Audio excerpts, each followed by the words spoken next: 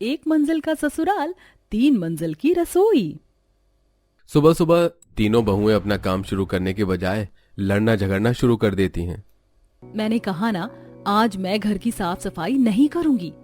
तो और क्या, तुम्हारे लिए पड़ोसी आएगा घर का काम करने? नहीं, लेकिन आप दोनों क्या करोगी? आप भी तो घर की साफ सफाई कर सकती हो। मैंने तो कल ही साफ सफाई की थी, मेरी तो कमर में भी लचक हो गई है, इसीलिए मैं नहीं करने वाली आज घर की साफ सफाई। और मैं तो रसोई का ही काम करूंगी। मैं घर की सबसे बड़ी बहू हूँ, तो रसोई की जिम्मेदारी तो मेरी ही होनी चाहिए।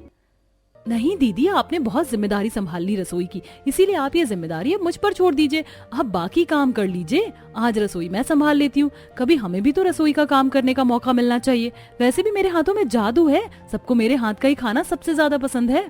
लगता है तुम कुछ ज्यादा ही बड़ी गलतफहमी में जी रही हो। इंसान कुछ भी पाले, लेकिन ऐसी गलतफहमी नहीं पालनी चाहिए। क्या कहा? क्यों, तुमने सुना नहीं क्या? तुम बहरी हो? दीदी, आपने कुछ ज्यादा ही बोल दिया।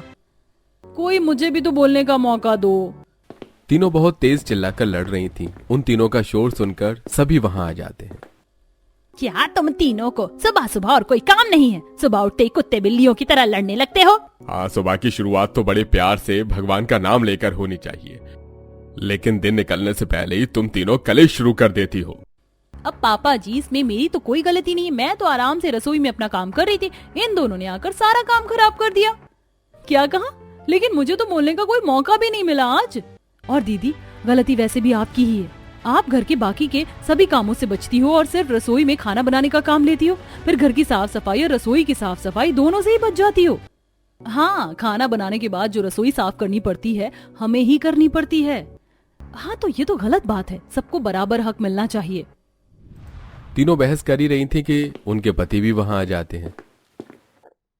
लो जी, यहाँ तो आज फिर से महाभारत चल रही है। कहाँ हम यहाँ लंच मांगने आए थे, लेकिन इन्होंने कहाँ ही कुछ किया होगा। अरे इन्हें लड़ने से फुर्सत मिले तब कुछ करें ना, आज फिर खाली हाथ चलना होगा। चलिए भैया, हम ऑफिस में कुछ खा लेंगे।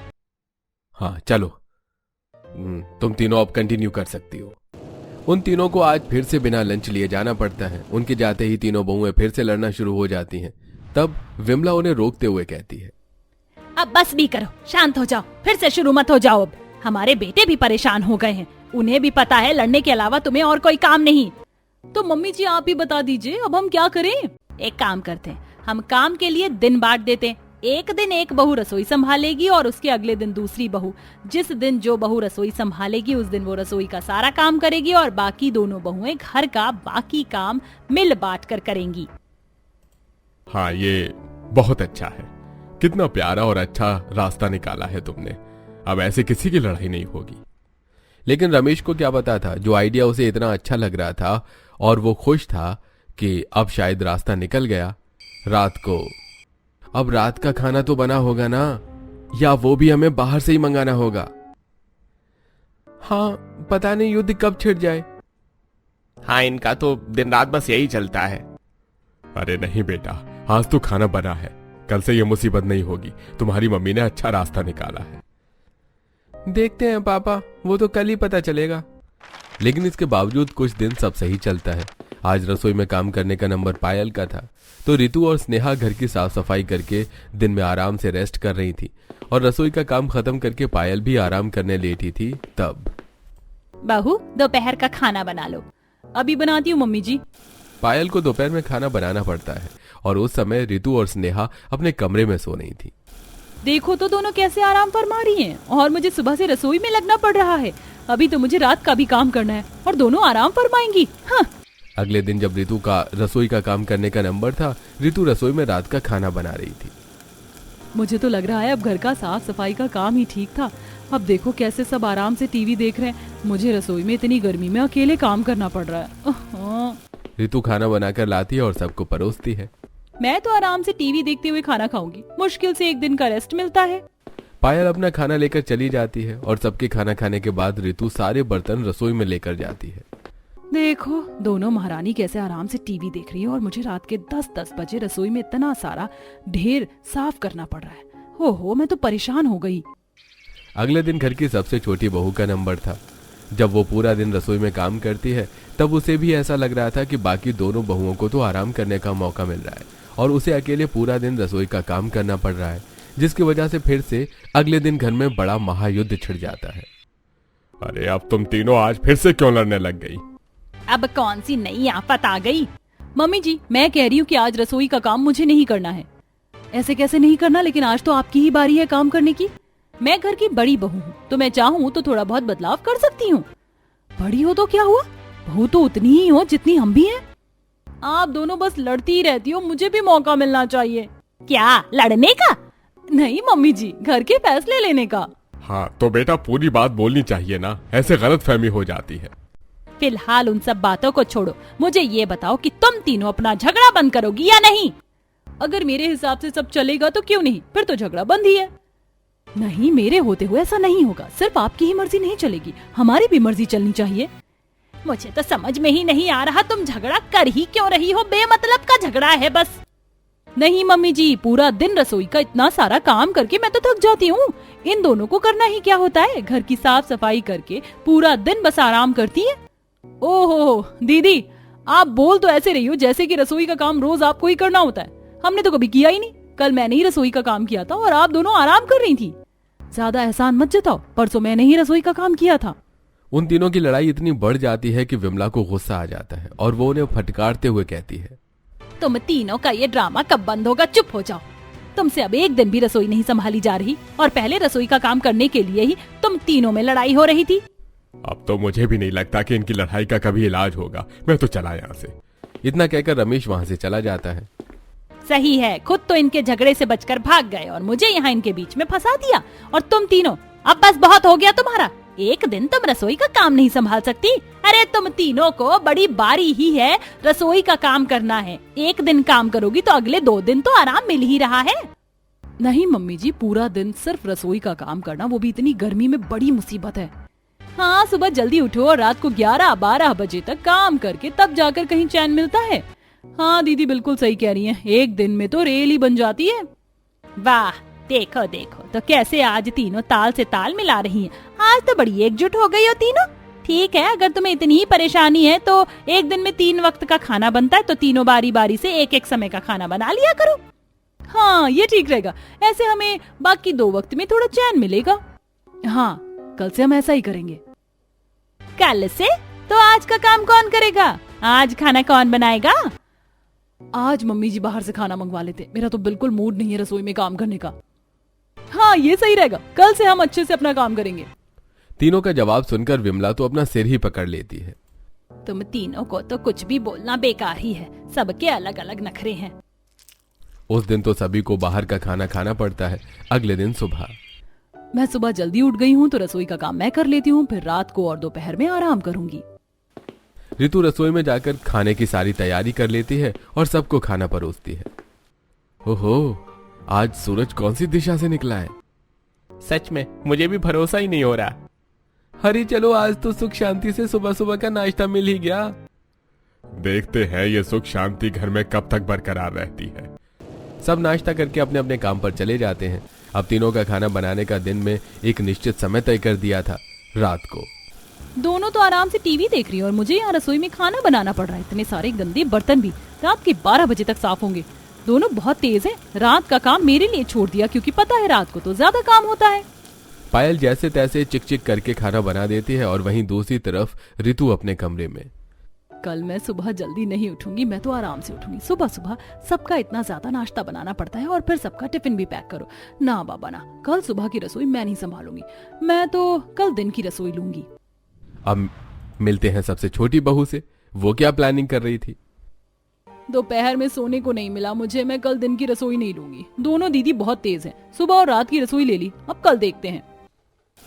ऐसे तीनों अपने अपने कमरे में अगले दिन की रसोई की प्लानिंग कर रही थी।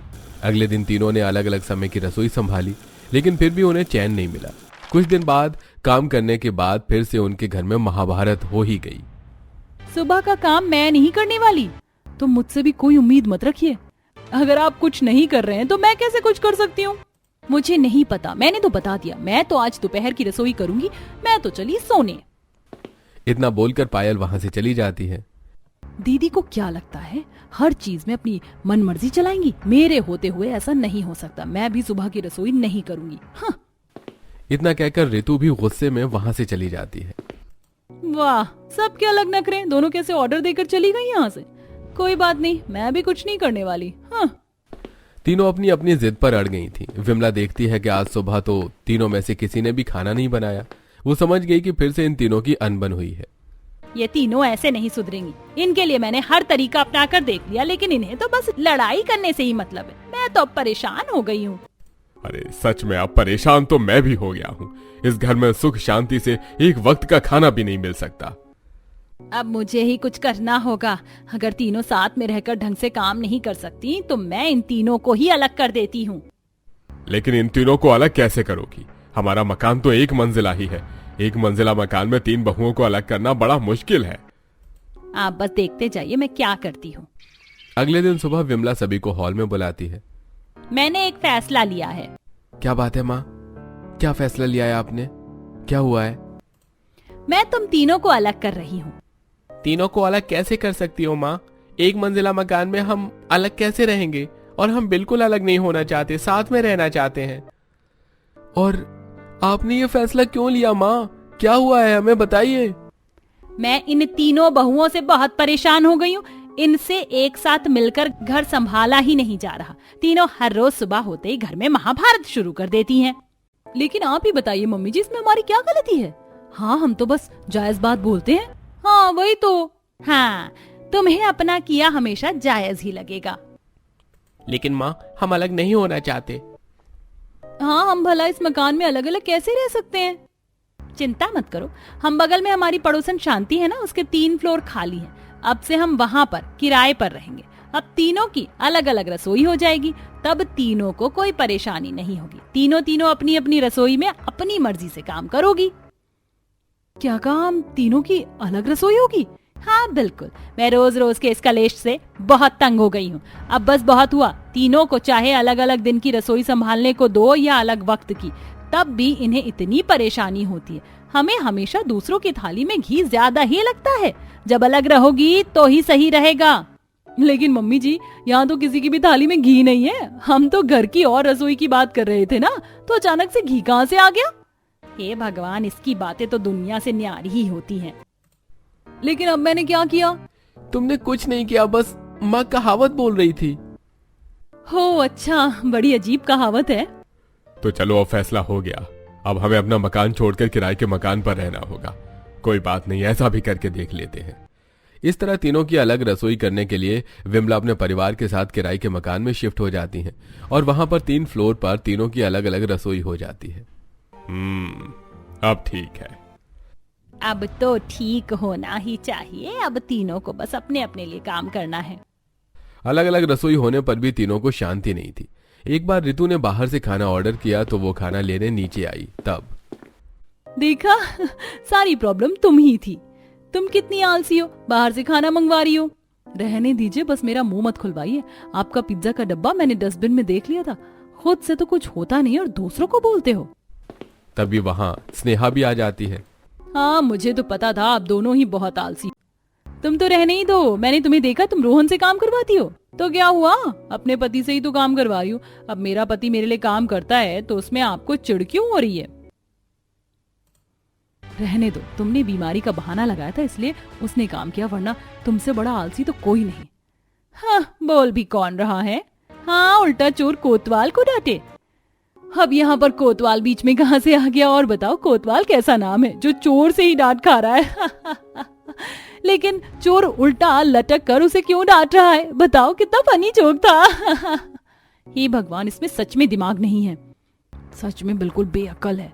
दीदी, आप मुझे ऐसे नहीं बोल सकती, वरना मैं भी बहुत कुछ बोल सकती हूँ। तीनों ही जोर जोर से लड़ना शुरू कर देती।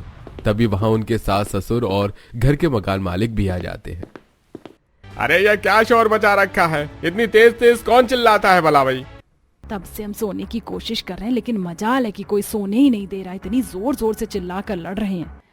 माफ कीजिए बहन जी, आगे से ऐसा नहीं होगा। हमें आगे से शोर ना आए, दिन हो या रात, शोर बंद ही नहीं होता है। हाँ, अगर ऐसा ही चलता रहा तो हम आपको अपने घर में नहीं रख सकते। ऐसे बच्चों की तरह कौन लड़ता है? जी माफ कर दीजिए, हम अब ध्यान रखेंगे। मकान मालिक उन्हें डांट कर वहां से चले जाते हैं। तब विमला और रमेश तीनों बहुओं को हॉल में बुलाती हैं। आज तुम्हारी वजह से हमें कितना शर्मिंदा होना पड़ा। मतलब तुम तीनों की मैंने रसोई अलग कर दी, उसके बाद भी तुम्हें शांति नहीं है। यहाँ आने के बाद भी तुम हमेशा किसी न किसी बात पर लड़ती ही रहती हो। हाँ बेटा, अब ऐसी कौन सी बात है जिस पर तुम तीनों बस लड़ती ही रहती हो? जो लड़ाई की जड़ थी वो तो हमने हटा ही दी ना। बस अब बहुत हो गया, अब मुझे तुम सबकी आवाज भी सुनने ना मिले। अब अगर तुम तीनों ने कभी लड़ाई की तो याद रखना मुझसे बुरा कोई नहीं होगा। तुम तीनों एक दूसरे से बात ही मत करना, क्योंकि शांति से तो तुम बात कभी कर ही नहीं सकती। विमला इस बार तीनों बहुओं को बहुत कड़क तरीके से फटकारती है। अब उसने तीनों बहुओं को आपस में बात करने से ही मना कर दिया था, जिसकी वजह से अब तीनों का मन भी नहीं लग रहा था। पायल अपने कमरे में सोच रही थी, इससे अच्छा तो पहले ही ठीक था। अब यहाँ पूरे दिन बस अकेले रहो, मेरा तो मन भी नहीं लग रहा। वहीं रितु भी अपने कमरे में। मैं तो अकेले घर में बोर हो रही हूँ। पहले दोनों से थोड़ा लड़ लेती थी तो मनोरंजन भी हो जाता था, इससे अच्छा तो पहले ही ठीक था। वहीं स्नेहा अपने कमरे में। वैसे दोनों दीदी इतनी भी बुरी नहीं थी, जैसी भी थी ठीक थी। कभी कभी दोनों एक दूसरे को बहुत सुनाती थी, उन्हें देखकर सही एंटरटेनमेंट हो जाता था।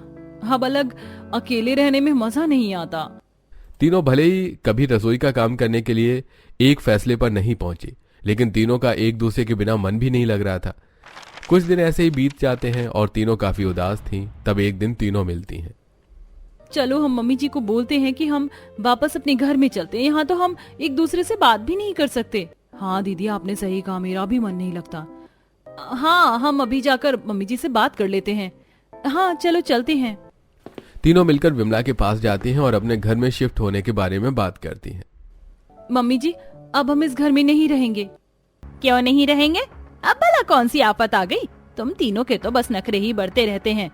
नहीं मम्मी, आफत नहीं आई, बल्कि अब हम अलग अलग नहीं रहना चाहते, हम सब साथ मिलकर रहना चाहते हैं। मैं तुम तीनों की बात पर कैसे यकीन करूं? वैसे तो तुम हमेशा ही लड़ती रहती हो। नहीं मम्मी जी हम सच कह रहे हैं, अब से हम लड़ाई नहीं करेंगे। अलग अलग रसोई में ना तो हमें खाना बनाने में मजा आता है और ना ही खाने में। हाँ पहले हम सब मिल बांट कर काम करते थे और साथ बैठकर खाना खाते थे, तो उसी में हमें अच्छा लगता था। हाँ मम्मी जी, उसी में हमारा एंटरटेनमेंट होता था और साथ खाने का मजा ही कुछ और होता था। ऐसे अकेले हमारा दम घुटता है। तीनों बहुओं की बातें ध्यान से सुनने के बाद, अच्छा ठीक है, लेकिन एक शर्त पर हम वापस जाएंगे, अगर तुम तीनों आगे से कभी काम के लिए ना लड़ो तो। ठीक है मम्मी जी। अब हम कभी नहीं लड़ेंगे। हाँ और हम काम भी मिल बांट कर ही कर लेंगे। हाँ साथ साथ सब मिलजुल कर रहेंगे।